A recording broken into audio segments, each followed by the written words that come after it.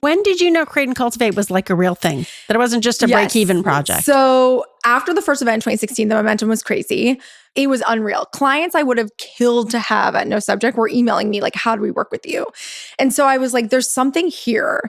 And I think I have to capitalize on this momentum because there's something very real about it. One of my clients at No Subject was like, I was talking to him about it. I was like, I'm just trying to figure out what to do. And he was like, you do all this cool stuff for other brands. Like, do it for your own brand.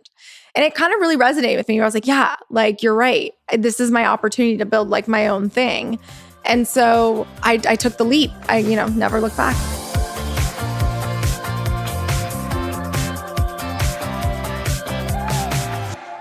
This week on The Messy Parts, we're going to have on Jaclyn Johnson. She is the force behind Create and Cultivate, a serial entrepreneur, exiting her business at $22 million, an investor. She has many, many different businesses that she does at the same time. The interesting thing about Jaclyn is that there's a lot of mess behind that success, and that's what we're going to be focused on. Jaclyn, I'm so excited that you agreed to come on the podcast. I wanted to start by mentioning something that I read that you said. You said that for you, getting into business and sort of this hustle that you have wasn't about the glamour. You said, I wasn't in it for the glamour. I was in it for the sweat.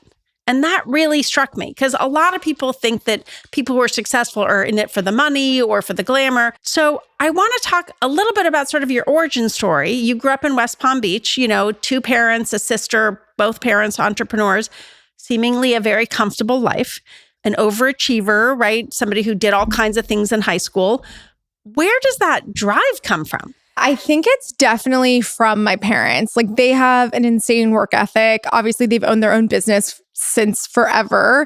And they have a really interesting partnership. My dad is sort of sales and like the marketing side. My mom is like the financials back end admin. So I got to see both worlds in action.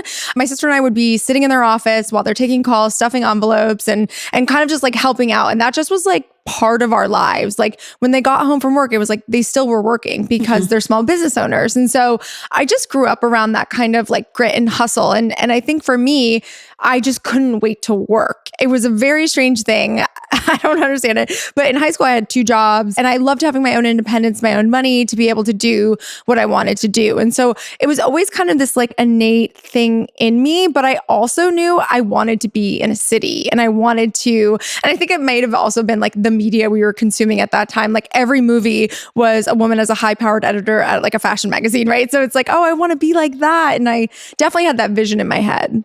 You moved to New York to go to NYU and you think, oh, I'm going to go into fashion magazines, really.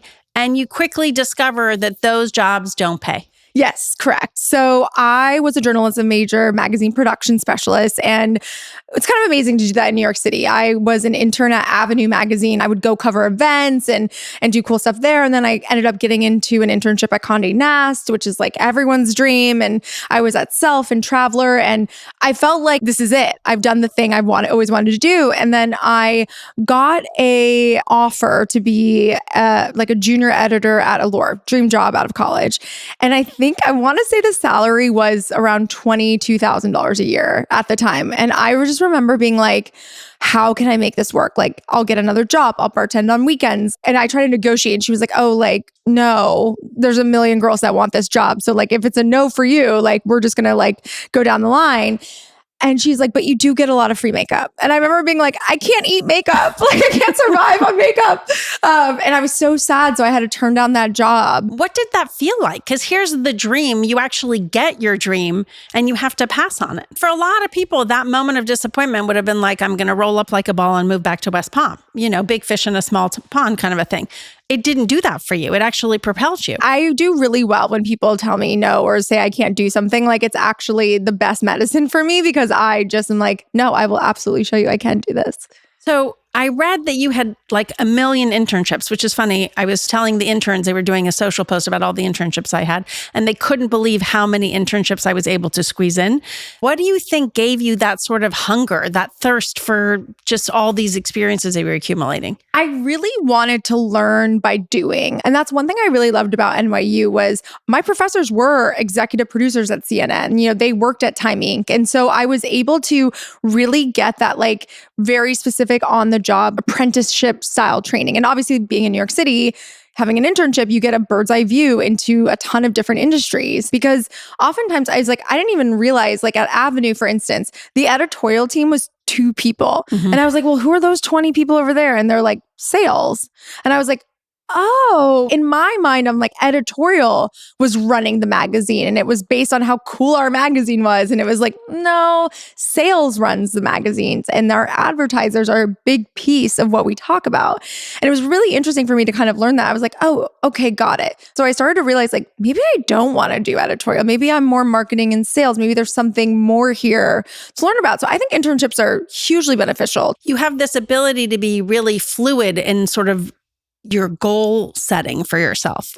I also just like to understand how things work. Like, I like to understand where the money goes and where it comes from and how it dictates, how the business operates. And I think if you want to be an entrepreneur or a founder, one thing that you have to do is understand every part, every role, and you kind of have to do every role at that business at some point to make a successful company. So you're graduating, you had a million jobs, but you end up getting a job off of Craigslist. Yes. Which I don't even know. Is Craigslist still around? No, I don't. I think it is. And I don't think it serves this purpose anymore. That's where you found your apartments. It's where you found your jobs, like at least back in the day. But I was looking and it said seeking, which I think is pretty illegal now, but it said seeking female account executive interested in fashion and the internet. And I was sure like, that's illegal. Definitely illegal now. And I was like, I'll apply. And I applied and it was for this company called Attention, which now is one of the largest agencies. It was acquired, I believe, by WPP.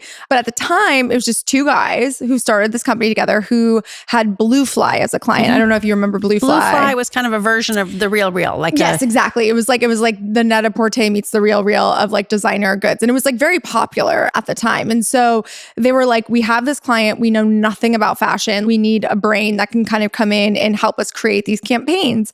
And they were at the time what they called a word of mouth marketing agency, which is now what we know as a social media marketing agency. But that didn't exist at the time. Like, the ruminations were there of like maybe Twitter and things like that, but no one was really... No Instagram yet. Yeah, no Instagram yet. Facebook, but like brands weren't on it yet. And really, the founder was very brilliant in that he was like, we should put brands on Facebook. And so we kind of became this like early to market agency for some of the biggest fashion and beauty brands to get on social media. So our clients were MAC Cosmetics, Estee Lauder, like huge clients. And so I'm 21, 22 getting in these rooms and kind of just like absorbing from the founder how to pitch, how to sell, how to price. And I got like a masterclass in like really running an agency business. I started my career in the early days of the internet. And I remember being the person who would give very senior people demos on what the internet was, like, dial-up network kind of a thing. And it really is like a moment, right? When the older generation sees what's coming, but isn't familiar, but it does allow you to be in these rooms that you would never have been in otherwise. So I should also say, I had a blog, which is like, sounds so lame now, but like I had a blog called Some Notes on Napkins. I started it in 2004. There was like 7 people on the internet. And it was a blog that I would collage inspiration boards and like create them and like upload them with playlists. So really dating myself here, but it was super popular and people were really into it. And the editor, Aya Kanai, who at the time was at Teen Vogue, picked it up and wrote about it. And then I was in Elle magazine as like a top fashion blog. I had this like weird internet cred and understood the community of bloggers and forums and things like that. For instance, we did like the Mac Barbie collab and we were chatting about that lunch. And I was like, all these forums have hundreds of Mac artists, like sharing tips and things like that. We should get on the forum, send it to them early and get them like talking about it and getting feedback and like doing, again, what would be like an influencer campaign before they were called influencers. And so at first I was kind of nervous, but then I realized I'm the customer and I know what I like and I know what the girlies like on the internet. And so I got to like build my confidence early because I was able to really understand something that they didn't. You had a side hustle before most people had side hustles, and you had this innate confidence. For a lot of people, it is hard to have that confidence, especially when they show up at a new job or a new space.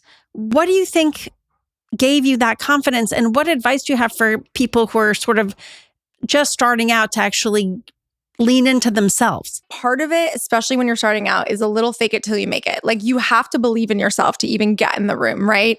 You might not be the expert today, but you can be the expert tomorrow. And I think you have to be willing to put yourself out there with your ideas and get feedback. I'm telling the story on the things that were really amazing and popular that worked, right? But there's also things where maybe it didn't work and it didn't work out and it didn't work out in that sense. And it wasn't a good idea. Oh, we want to hear about those messy parts. Yes, of course. And like, I mean, that's all the time, right? Like there's things I did along the line that I like definitely messed up on and didn't understand or know or to do. And it took me a while to build that confidence. One of my employees described me as this, and it always stuck with me because I actually do think it's one of the attributes you need to be successful. Is she was like, you're relentless. Mm-hmm. And at first I was like, am I offended? But then I was like, no, in order to be successful, like you really do have to be relentless. And that doesn't mean like you're always right and you're pushing forward. It means you're going to mess up, but you're going to keep going. How do you pick yourself up when you mess up, right? Because for a lot of people, that can be traumatizing to the point of, throwing them off the path. I think you have to have very few safety nets. And I think for me, I had none. I'm in New York City. I have to pay my rent. I have to make it work, So I think being able to have that pressure, which I think was my initial pressure in my 20s, then it was, I have employees. I have to pay them. Mm-hmm. And that pressure was very real to be like, I have to make the money to, cut these checks. Okay, so you're at attention, you're doing great. There's a moment where you actually hire a friend and get sued.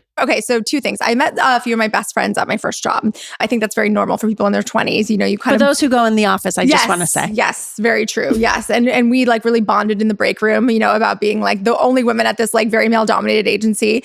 I very naively was poached. And I don't think I even knew what the meaning of poached was. But essentially an agency called iCrossing, their CMO reached out to me and was like, we'd love what you've done at Attention. We'd love to like bring you over and like build our social media service line. They had clients like Mazda and CVS, huge names.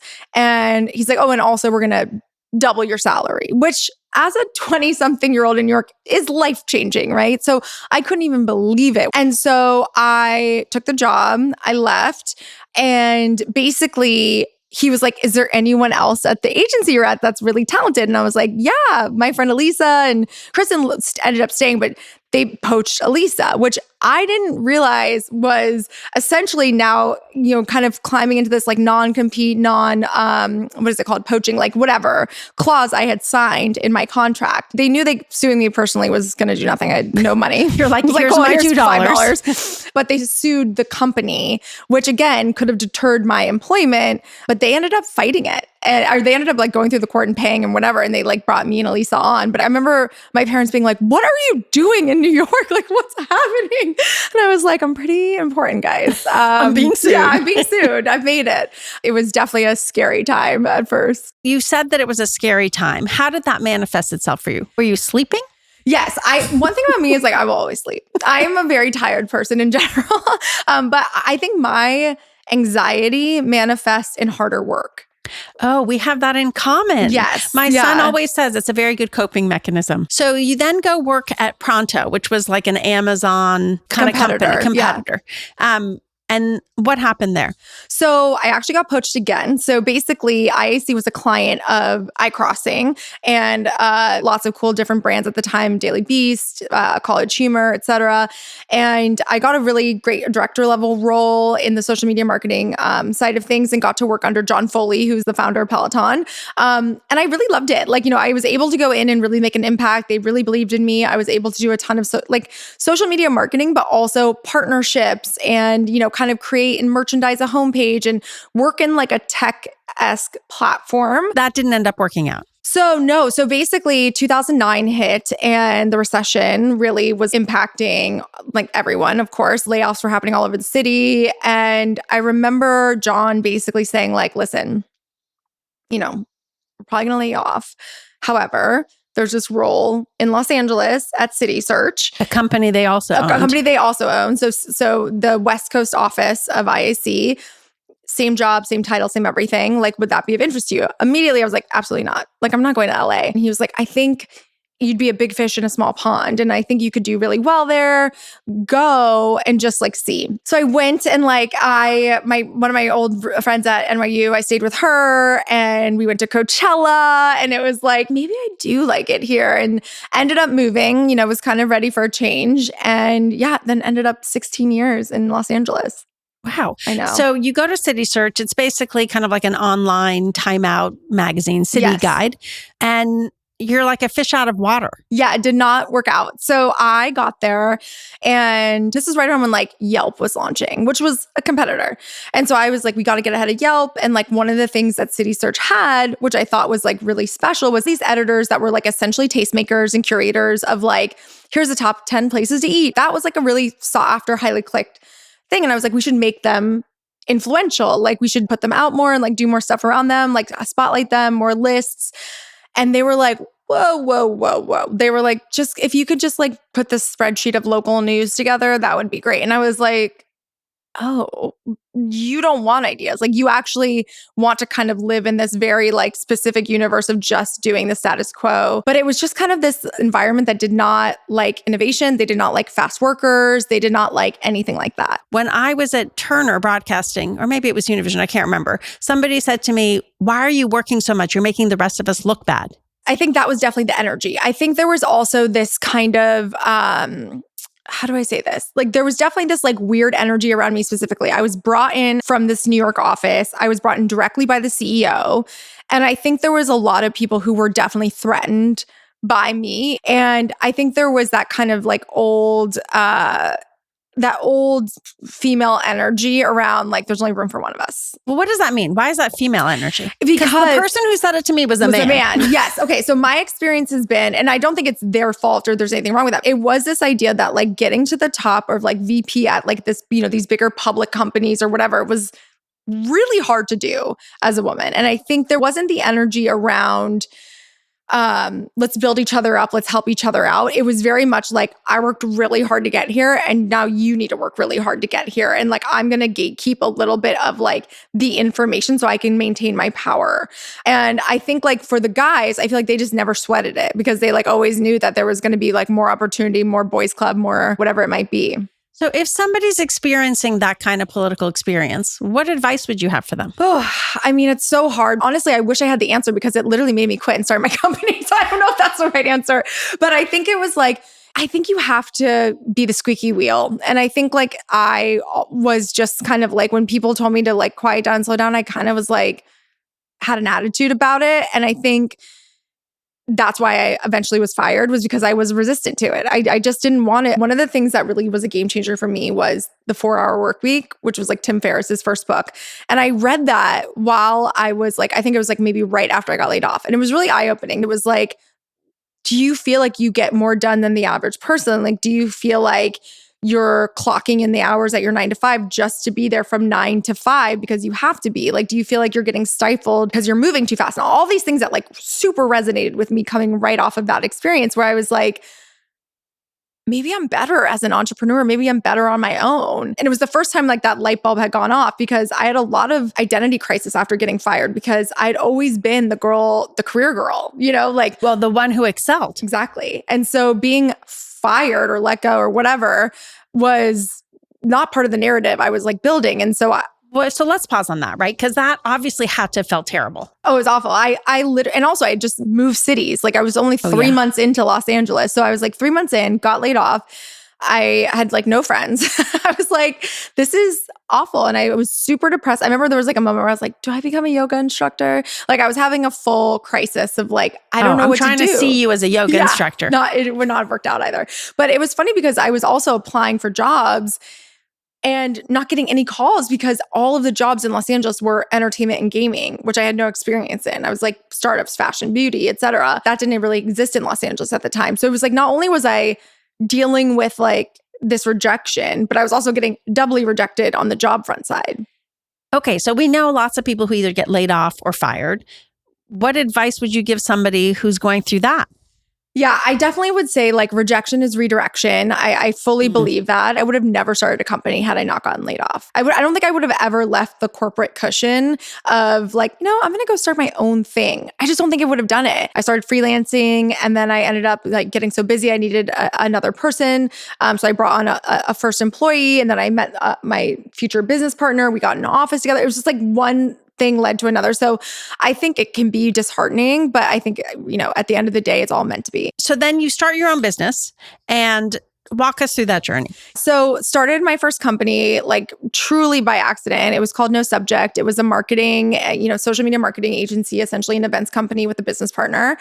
And it was just like, I don't even know like how it happened, but essentially I got asked to speak at Project, which is the largest fashion trade show. It's like part of Magic. Like a lot of people know Magic. And I was on the panel and the president at Project at the time was like, hey, I want you to be our director of marketing afterwards. And I was like, no, hire my agency, which did not exist. And he was like, fly to New York and pitch me.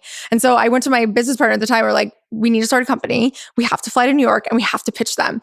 And so literally we like legal zoomed a company, an LLC, and put it together, flew to New York and got our first client. It was $10,000 a month, which was incredible for us at the time.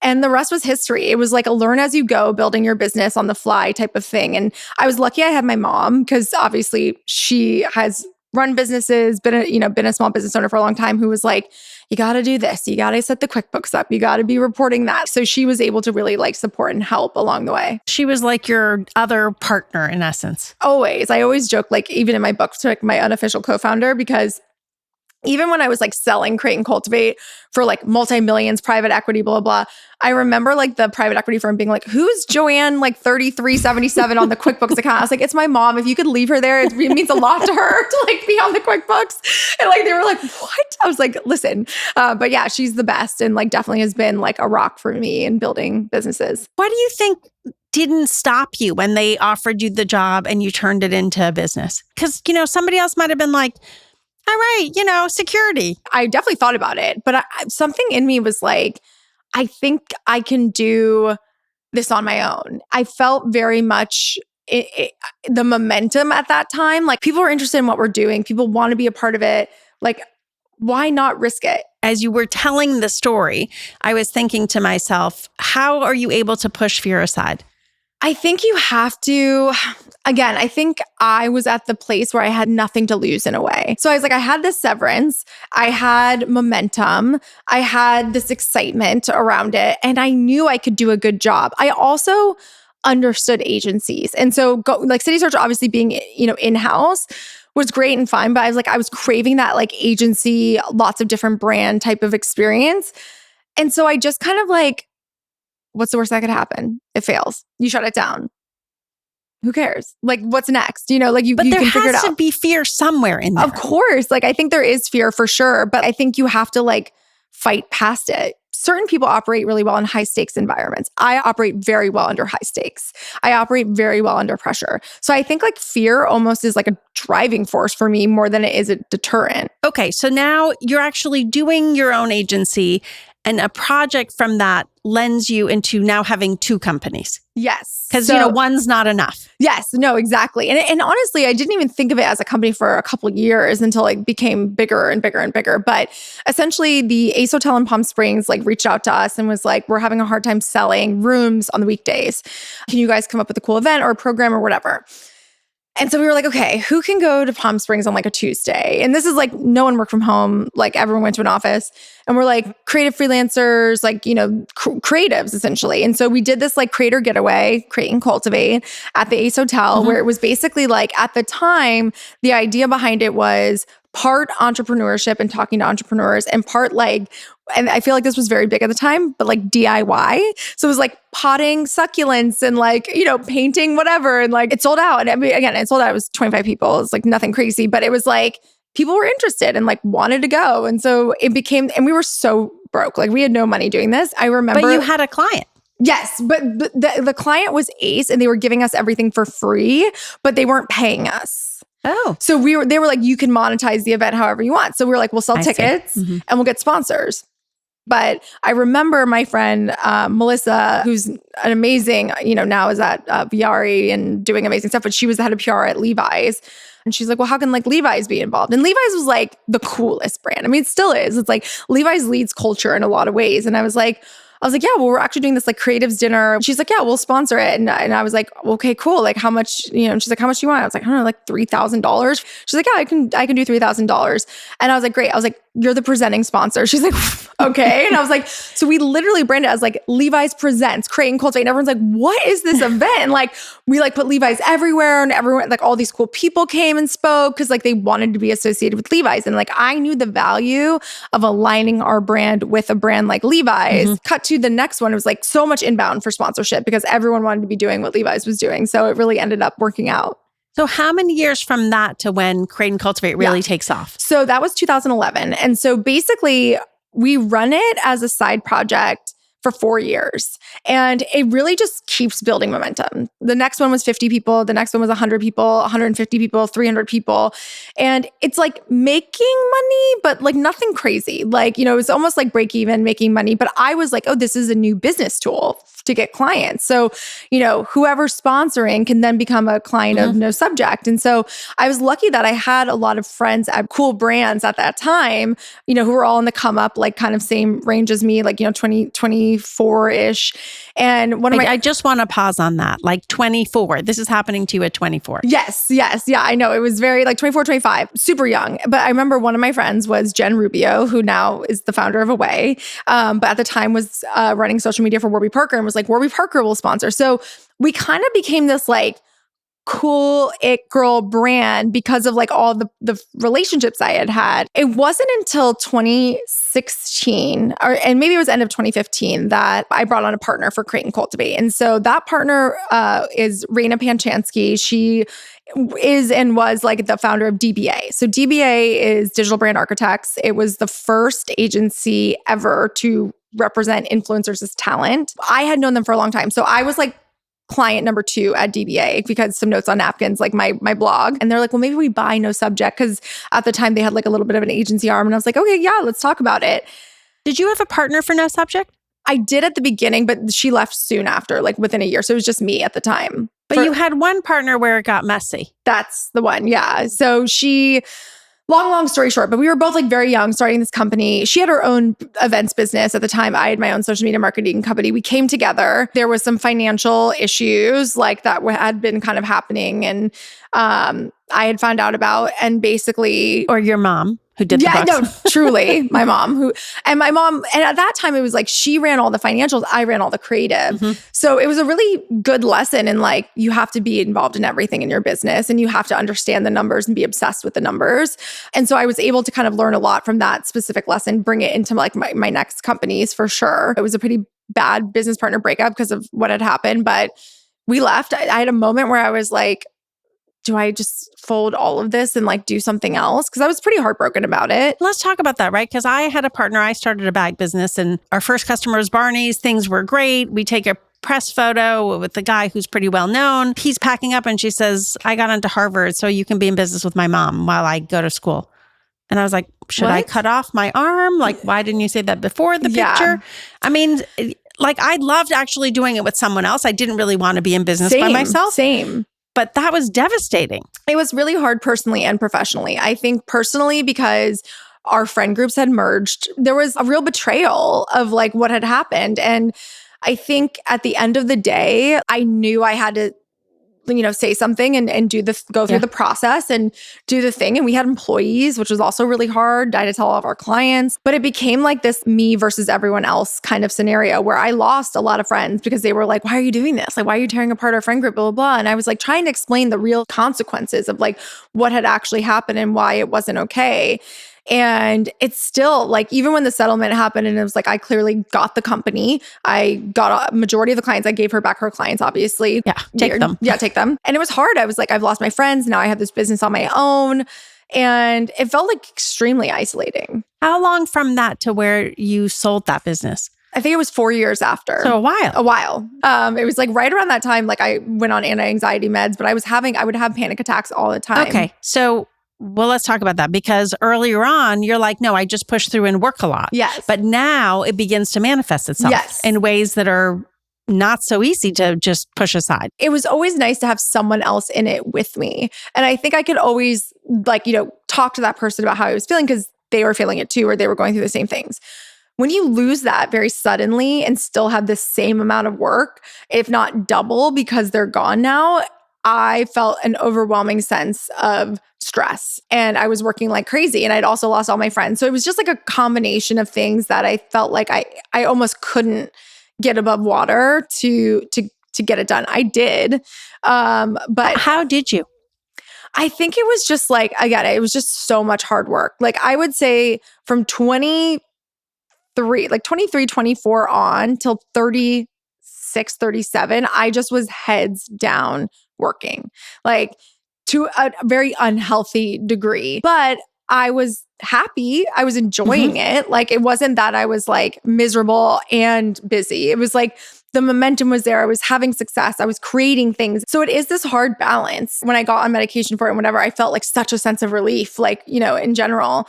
And then I was like able to like kind of control it and be fine. And it was definitely specific to this like 3-month period of stress. You sell your PR company. Yes. And lean into Create and Cultivate. It was really kind of a weird, interesting time. But essentially, Raina was like, we should do this together, Create and Cultivate. Like, let's figure it out. And I was like, yeah, let's try it. What's there to lose? And she wanted to like start a company immediately. And I was like, no, let's do it as like a one-off project. We'll do a rev share. We'll figure it out.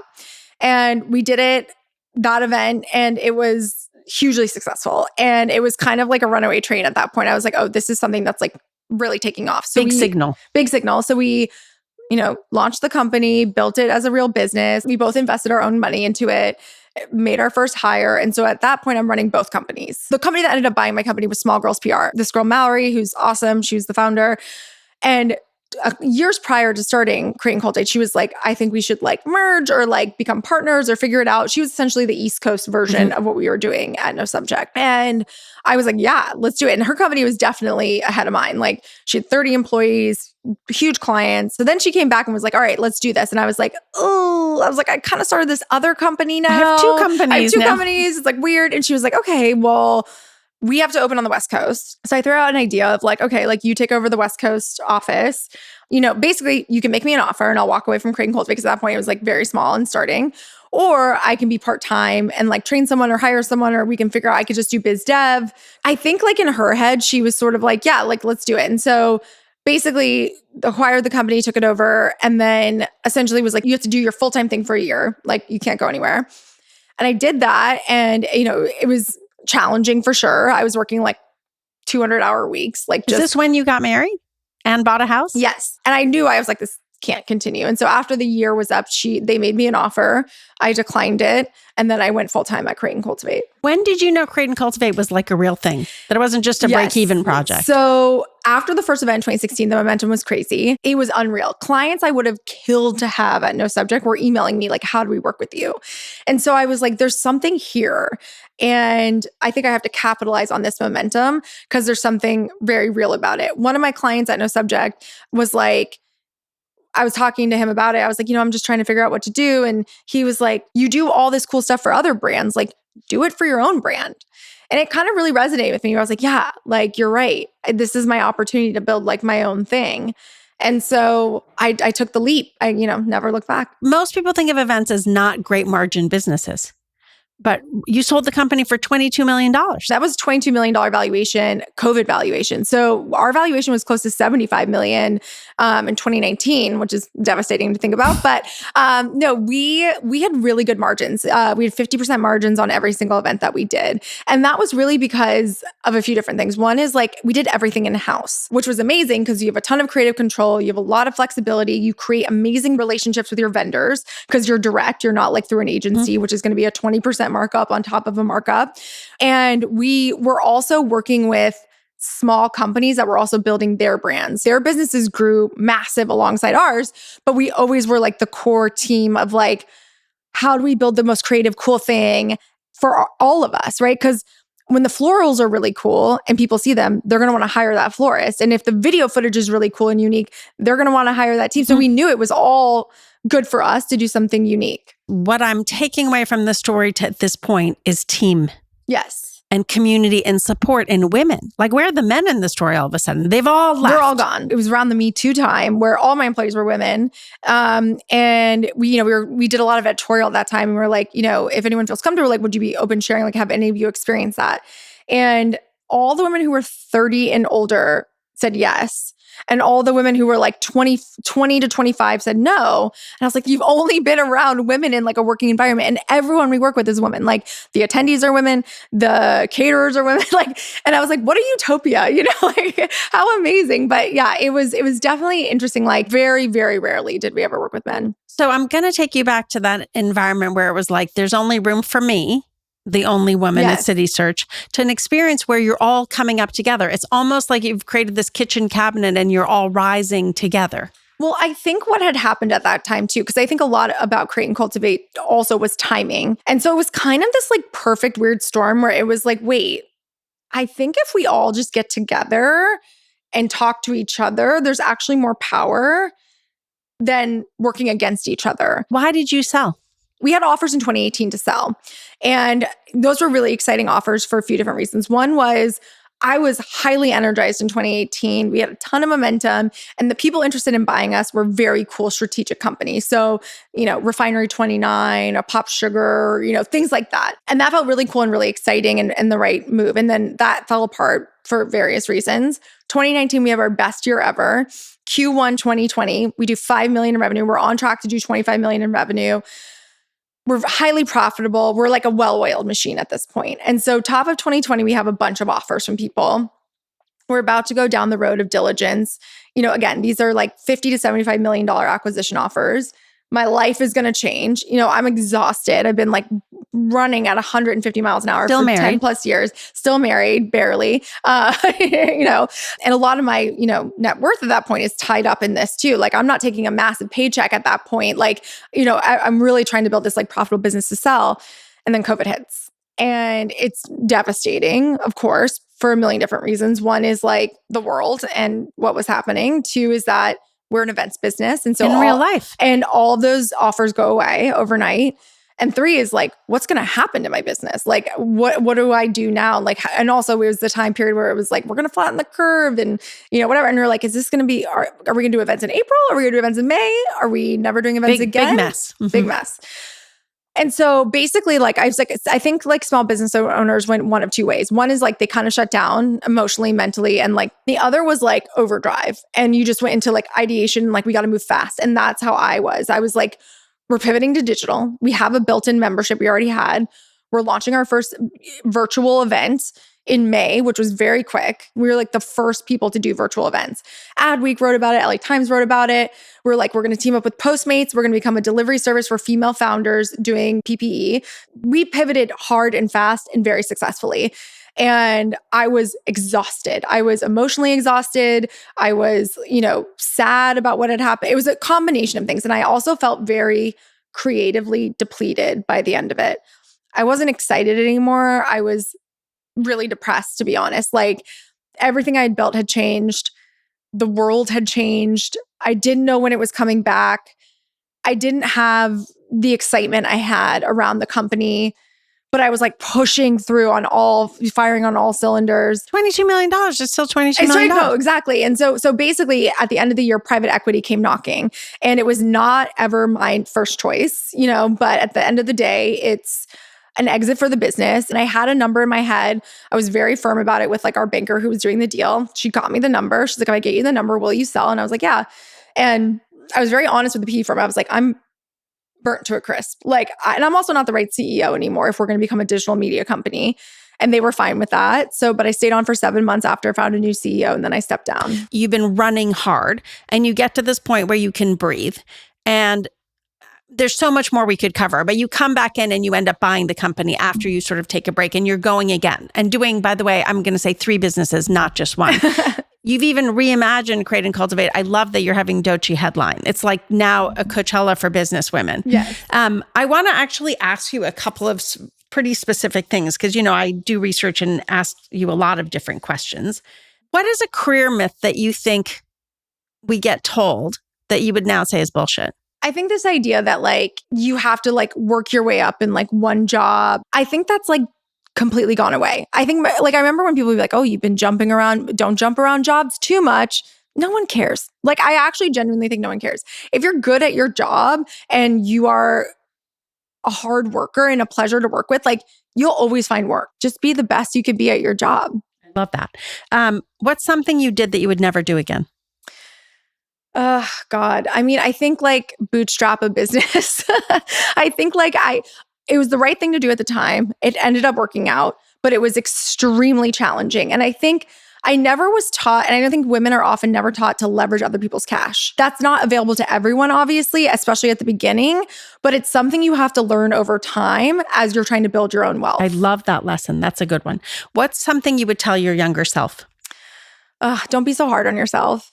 What would you tell somebody to do before they're 35? I would tell them to diversify.